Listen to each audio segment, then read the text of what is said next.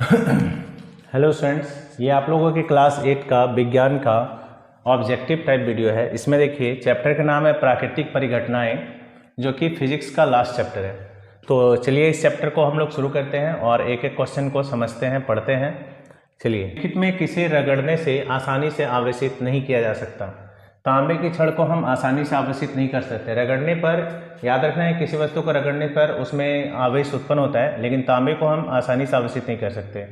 आवेश कितने प्रकार के होते हैं? तो आवेश हम लोग जानते हैं दो प्रकार के होते हैं, धन और ऋण आवेश, यानी प्लस आवेश और माइनस आवेश। विपरीत आवेशों के बीच क्या होता है? आवेशों का ये गुण है कि अलग अलग आवेश होगा तो उनमें आकर्षण होगा, और एक समान आवेश होगा तो प्रतिकर्षण, यानी धकेलेंगे। कांच को रेशम से रगड़ने पर रेशम में कौन सा आवेश उत्पन्न होता है? तो याद रखना है धन आवेश। अगला क्वेश्चन है, समान आवेशों के बीच, अभी भी बताए थे समान आवेशों में प्रतिकर्षण होगा, एक दूसरे के धकेलेंगे। आकाशीय विद्युत विसर्जन को क्या कहा जाता है? तो आकाशीय विद्युत विसर्जन को हम लोग त्वरित कहते हैं।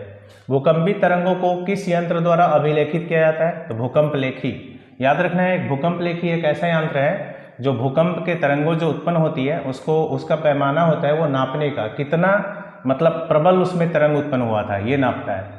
भूकंप की तीव्रता मापने वाले यंत्र को क्या कहते हैं? रिएक्टर पैमाना। पृथ्वी के भूपटल का कंपन क्या कहलाता है? वही तो भूकंप है। पृथ्वी के भूपटल मतलब पृथ्वी का ऊपरी सतह जो हिलता है उसी को हम लोग भूकंप कहते हैं। उसके बाद कौन प्राकृतिक परिघटनाएं नहीं है? कह रहा है कौन सा प्राकृतिक परिघटना? भूकंप, तड़ित, चक्रवात, ये सब भूकंप परिघटनाएं, लेकिन भू संपर्कन नहीं है। अब कह रहे हैं आकाशीय विद्युत विसर्जन को क्या कहते हैं? तो तड़ित, आकाश से जो बिजली गिरता है। एक आवेशित वस्तु द्वारा किसी दूसरी आवेशित वस्तु अथवा अनावेशित वस्तु पर लगाया गया बल, तो वह बल होता है स्थिर विद्युत बल। झारखंड की एक प्रमुख आपदा जिससे अधिक व्यक्ति प्रभावित होते हैं वह है तड़ित। ठीक है, झारखंड में कह रहे हैं झारखंड की एक प्रमुख आपदा है, मतलब जिसमें बिजली गिरने से लोगों को कोई ना कोई नुकसान होते रहता है। उसके बाद कह रहे हैं तड़ित से सुरक्षा के लिए क्या करना चाहिए? तड़ित से सुरक्षा के लिए कह रहे हैं खुली जगह में घुटनों के बल सिमट कर सिर को हाथ के बीच रखकर बैठ जाना चाहिए। मतलब कि सिमट जाना चाहिए, हाथ को ऐसे सिर के बीच, माने हाथ के बीच सर को रख के बैठना चाहिए। उसका निम्नलिखित में कौन सा कथन सही नहीं है? कौन सा कथन सही है? तो कह रहा है समान विद्युत परिआवेश एक दूसरे को आकर्षित नहीं करते। याद रखना है, आंसर होगा प्रतिकर्षित करते हैं। विद्यालयों या भवनों के ऊपर त्रिशूल आकार की जो धातु की पट्टी लगाई जाती है वो क्या है?